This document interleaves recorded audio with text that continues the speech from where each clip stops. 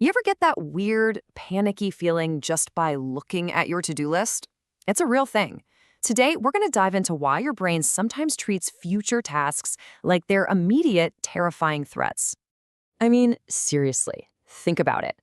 That feeling of dread for something that's hours or even days away. If you've ever felt like your own calendar is out to get you, you are definitely not alone. It turns out we're all pretty much wired this way. So let's start by getting one thing straight. This feeling, it's not some kind of personal failure or you just being lazy.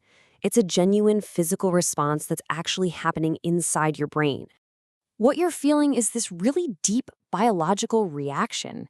It's kind of like our brain's ancient software is glitching out in our modern world of deadlines, emails, and Zoom calls. It's an old feature, not a bug, that's just having a really tough time. And this is the absolute core of what we're talking about today. The anxiety you feel isn't just like a survival response, it is one. Your brain literally thinks that future deadline is a real, present danger, just like you were facing down a predator. So, why on earth is our brain doing this to us? Well, it all comes down to this fascinating conflict between our ancient, primal wiring and the demands of modern life. You could almost call it an evolutionary glitch. Let's actually give this feeling a name so we know what we're dealing with. The anticipation alarm. This is your brain's ancient threat detection system going off, but instead of for a lion in the grass, it's for that presentation you have to give next week. And this right here illustrates the two parts of your brain that are basically at war with each other. On one side, you've got your amygdala. That's your primal brain. Its job is simple. See a threat, freak out. It sees a saber-toothed tiger. But on the other side, you've got the prefrontal cortex, your modern, logical brain. It just sees an unsent email. The problem is, when that alarm goes off, the amygdala totally hijacks the prefrontal cortex. Logic just flies out the window and fight or flight takes over. Now, this hijacking isn't just a feeling. It's a full-on chemical reaction. Your brain floods your system with cortisol and adrenaline.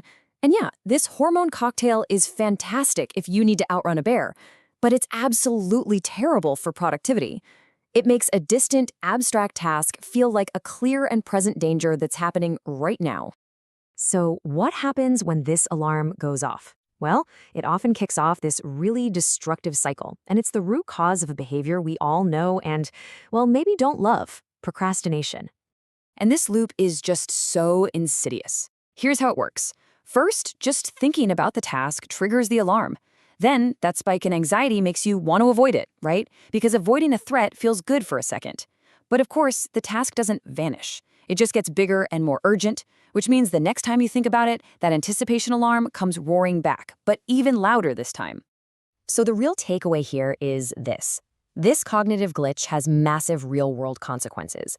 It systematically takes small, totally manageable tasks and morphs them in our minds into these giant, terrifying obstacles that can just paralyze our productivity at work, at school, everywhere. Okay, so that's the problem. But here's the good news, and it is really good news. We are not stuck. We can actually retrain our brains. Think of this next part as a user's manual for calming that alarm. So how do we actually do it? Well, we've got a whole toolkit of powerful strategies. And these aren't just little productivity hacks, they're genuine mind hacks designed to prove to your primal brain that there is in fact no tiger in the room. Like cognitive reframing. That's just changing the story you tell yourself. Instead of, I have to write this awful report, it becomes, okay, I get to share my findings. Each one of these is a different way to send a safety signal back to your brain. Let's just zoom in on one of the most powerful ones, chunking. If your task is write a research paper, of course the alarm goes off. It's way too big and abstract. But if you break it down into the smallest possible step, like open a new document or find one single source, that's manageable. That doesn't feel like a threat. And by just starting that tiny first chunk, you send a signal back to your brain that says, see, we're okay, we're safe. So, at the end of the day, the goal of all these strategies is exactly the same. It's to help you consciously shift your brain out of that panicked, reactive threat mode and back into the calm, logical, proactive planning mode where your prefrontal cortex is in charge again. All right, let's bring this all home. This is really about reframing the relationship you have with your own brain and taking back control from these ancient automatic responses that aren't serving you. And it all comes down to this. One small step, one tiny chunk, one single action. The most powerful tool you have to break that cycle of anxiety and avoidance is to just begin the first, tiniest piece of the task. And why does this all matter? Because understanding this moves you from a place of frustration with yourself to a place of power. This isn't about fighting your brain. It's about learning how to work with its unique and ancient wiring. You can absolutely master this. So I'll leave you with this thought. That alarm system in your brain is millions of years old. You're not going to change it. But your response to that alarm, that can be brand new, starting today.